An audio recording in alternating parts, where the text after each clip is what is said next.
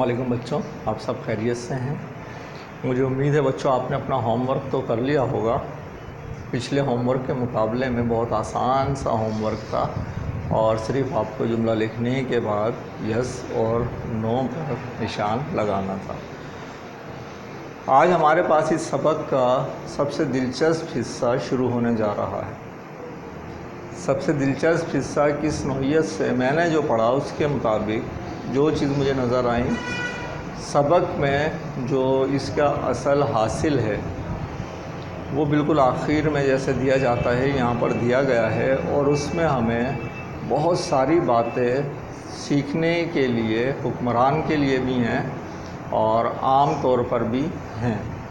ٹھیک ہے، تو وہ ہم پڑھیں گے۔ پھر آپ کو یاد ہوگا ہم لوگ ان نشانات پر بھی، ان باتوں پر بھی نشانات لگا رہے ہیں جو ہم اپنی عام زندگی میں بھی ان کو کیا کر سکتے ہیں، فالو کر سکتے ہیں، چاہے ہم حکمران ہوں چاہے ہم رعایا ہوں۔ ٹھیک ہے، تو ہم لوگوں نے جہاں تک پڑھا تھا وہ تھا یہ دعائیں قریش کی صورت میں پوری ہوئیں۔ لوگ جو مسیحا کا انتظار کر رہے تھے، نجات دہندہ کا، وہ دعائیں کیسے قریش کی صورت میں پوری ہوئیں۔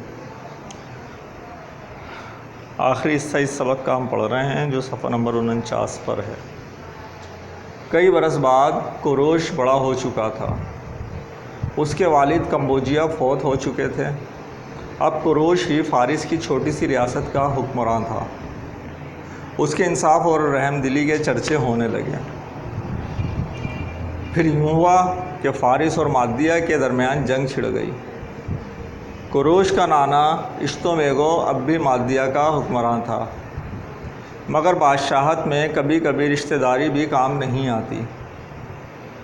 جنگ میں فارس کی فتح ہوئی، اشتومیگو قید ہوا۔ اشتومیگو کو نانا جو ہیں، قریش نے قید میں بھی نانا کا احترام کروایا۔ مادیہ کے لوگوں کے ساتھ اتنا اچھا سلوک کیا کہ وہ اسی کے گرویدہ ہو گئے۔ گرویدہ ہونا تو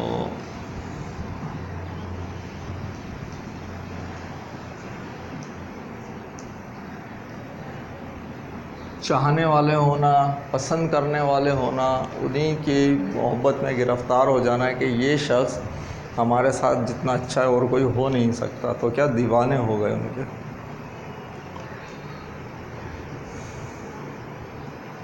یوں فارس اور مادیہ کی دو سلطنتیں مل کر ایک قوم بنی۔ یہ قوم اب ایرانی قوم کہلاتی ہے۔ یہ تھی ایرانی قوم کی تاریخ۔ اس کے بعد قریش نے آس پاس کے بہت سے علاقے فتح کیے۔ اس نے یہ انوکھا طریقہ ایجاد کیا کہ جس علاقے کو فتح کرتا وہاں کے لوگوں کے ساتھ اچھا سلوک کرتا، انہی میں سے کسی کو وہاں کا حکمراں بنا دیتا۔ وہ حکمراں قریش کے ماتحت ہوتا، مگر اپنے علاقے کے لوگوں کی دیکھ بھال کی ذمہ داری پوری کرتا۔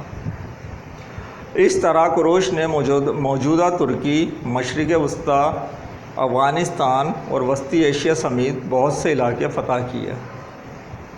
ان سب علاقوں کے لوگوں نے اسے ایک فاتح اور غیر ملکی کی بجائے اپنا رہنما اور ہمدرد سمجھا اور مہربان باپ کا درجہ دیا۔ انہی علاقوں میں بابل کی سلطنت بھی شامل تھی۔ اسے فتح کرنے کے بعد قریش نے بنی اسرائیل کو آزادی عطا کی۔ انہیں اجازت دی کہ یہ یروشلم واپس جا کر خدا کا گھر دوبارہ تعمیر کریں۔ انہوں نے اسے مسیحا کا لقب دیا۔ بابل فتح کرنے کے بعد قریش نے انسانی حقوق کا اعلان واضح الفاظ میں لکھوایا۔ تمام مذاہب کے لوگوں کو آزادی دی گئی کہ وہ اپنے اپنے مذہب کے مطابق عمل کریں۔ یہ انسانی تاریخ میں پہلا موقع تھا کہ اس قسم کے حقوق کا اعلان کیا جا رہا تھا۔ اس طرح قریش کو انسانی حقوق اور مذہبی رواداری کا بانی بھی کہا جاتا ہے۔ اس کا اعلان مٹی کے ایک سلنڈر پر لکھا ہوا آج بھی موجود ہے، جس کی ایک نقل اقوام متحدہ کی جنرل اسمبلی میں رکھی گئی ہے تاکہ تمام اقوام اس سے رہنمائی حاصل کریں۔ آج قریش کا نام دنیا کی تمام قوموں میں احترام کے ساتھ لیا جاتا ہے۔ انگریزی اور مغربی زبانوں میں اسے عام طور پر سائرس دی گریٹ کہا جاتا ہے۔ یہاں نیچے دیکھیں، کوروش کا مشہور انسانی حقوق کا اعلان، جسے مٹی کے سلنڈر پر لکھوایا گیا اور جس کی ایک نقل اقوام متحدہ کی جنرل اسمبلی میں رکھی گئی ہے۔ یہ اس قسم کا سلنڈر ہے۔ پہلے کے زمانے میں تختیاں پتھروں پر، دیواروں پر اسی طریقے سے تحریریں کندہ کر دیا کرتے تھے۔ جو بات لکھنی ہوتی تھی لوگوں کی یادداشت کے لیے، یہ رواج تھا۔ معلومات دیکھیں۔ ذوالقرنین کون؟ قرآن شریف میں سورہ کہف میں ذوالقرنین کا تذکرہ آیا ہے، لیکن اصل نام نہیں بتایا گیا۔ پرانے زمانے میں علماء کرام یونانی فاتح سکندر اعظم کو ذوالقرنین سمجھتے تھے۔ اب تحقیق کے بعد متفق ہوئے ہیں کہ ذوالقرنین اصل میں ایرانی شہنشاہ کوروش کبیر سائرس دی گریٹ ہے۔ اس رائے کی تائید کرنے والے علماء میں مولانا انور شاہ کشمیری، ابوالکلام آزاد، حفظ الرحمن سہاروی اور ابوالعلا مودودی شامل ہیں۔ یہ تو پڑھنے کا کام تھا۔ سمجھنے کا کام اگر ہم دیکھیں تو بچوں شروع سے لے کر آخر تک جہاں تک حکمراں بن گئے، اس تمام صورتحال میں جو بنیادی چیز ہے وہ کسی کے حقوق پامال نہ کرنا، لوگوں کا خیال کرنا، خدمت خلق کرنا، لوگوں کے جو مراتب ہیں، حفظ مراتب کا خیال رکھنا، چھوٹے کو چھوٹے کی طرح عزت دینا، بڑے کو بڑے کی طرح عزت دینا، کامیابی کا اصول ہے۔ ٹھیک، تو یہ ہم نے سیکھا۔ اس کے بعد ہمارے پاس کلاس میں کچھ کرنے والا کام، کلاس میں کرنے والے کام میں بچوں آپ کو یاد ہوگا ہم نے بولا تھا وہ جملے نکال لیجئے جس سے ہمیں اپنی زندگی میں مدد مل سکتی ہے۔ تو میں یہاں پر میں نے بھی جملوں پہ نشان لگائے ہوئے ہیں۔ میں ایک کام کروں گا کہ یہاں پر وہ جملے لکھوں گا اور لکھنے کا طریقہ بتاؤں گا، اس کا آنسر لکھیں گے آپ۔ جملے میں نکال دے رہا ہوں، کچھ آپ نے بھی نکالے ہوں گے۔ آپ نے اگر 5 جملے نکالے ہیں تو جو میرے علاوہ جملہ آپ نے نکالا ہو، کچھ جملے وہی ہوں گے جو میں نے نکالے، کچھ وہ ہوں گے جو آپ نے اس سے الگ نکالے ہوں گے۔ جو میرے جیسے جملے نکالے وہ یہاں سے لے لیں گے اور جو آپ نے الگ سے نکالے ہیں وہ لے لیں گے۔ چاہیں تو 5 یہ اور 1-2 جو آپ کے ہوں انہیں شامل کر لیں۔ تو دیکھیے کلاس ورک میں سب سے پہلے کیا ہے،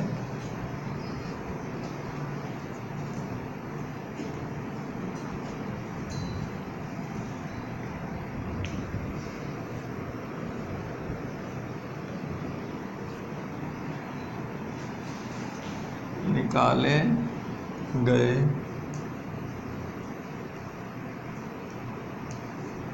جملوں میں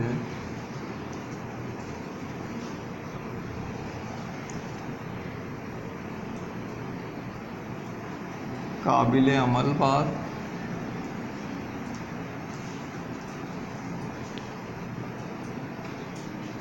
اور اس کے ممکنہ فائدے لکھیں۔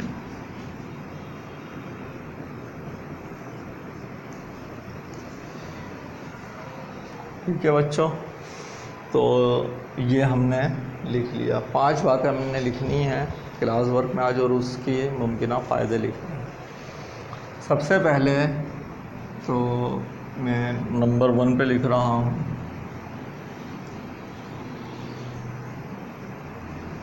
قابل عمل بات۔ یہ میں نے ہیڈنگ ڈالی اور بات کیا نکالی ہے، بات ہے وہ رحم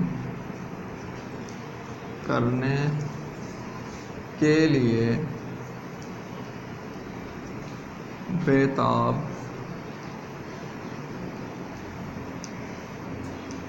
رہتا۔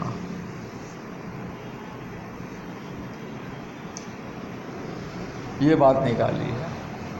اب اس کی میں ہیڈنگ ڈالوں گا ممکنہ فائدہ یا ممکنہ فائدے.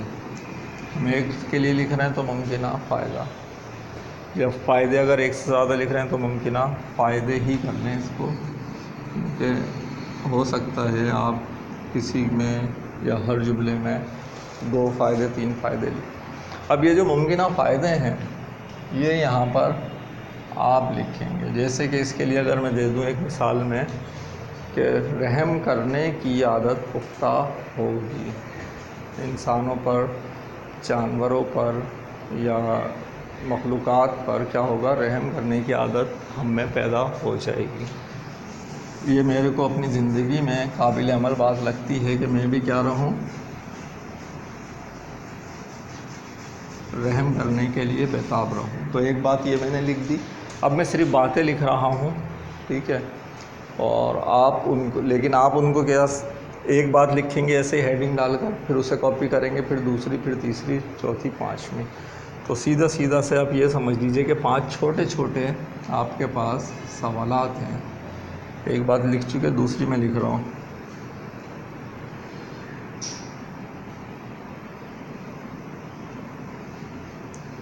مقصد پیٹ بھرنا ہے تو سادگی سے کیوں نہ پورا کریں. پورا کیا، مقصد پورا کیوں نہ کریں.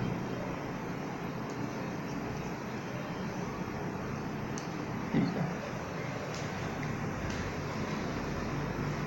تیسری بات،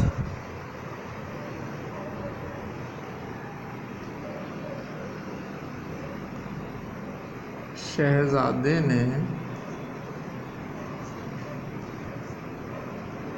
گوشت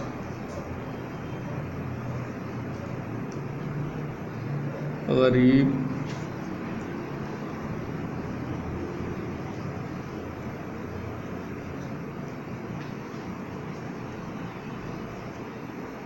نوکروں میں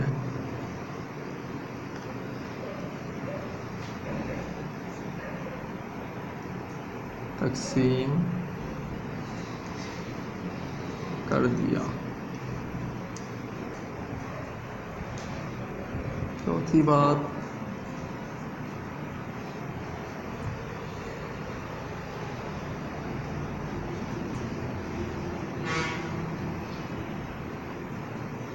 کوروش نے قید میں بھی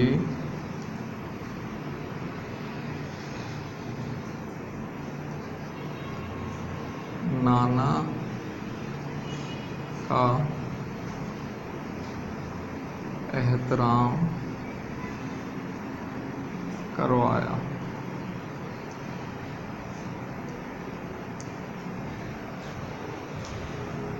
پانچویں بات جو نکالی ہے وہ کیا ہے، وہ لوگوں کے ساتھ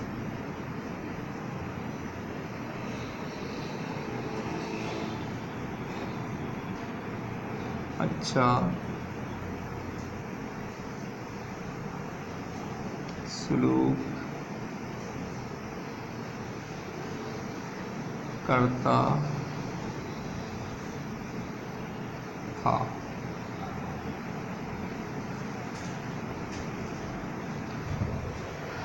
ٹھیک ہے بچوں، یہ تو ہو گیا ہمارا آج کا کلاس ورک.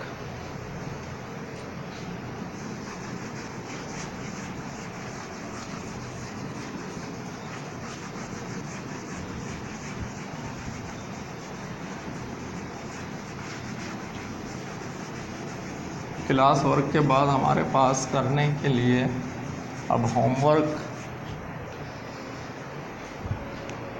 ہوم ورک میں کام یہ ہے، ہم نے سبق پڑھ لیا پورا، اس کے بعد اب آپ کو نظریات پیش کرنے ہیں۔ کیا کوروش ایک مثالی حکمران تھا؟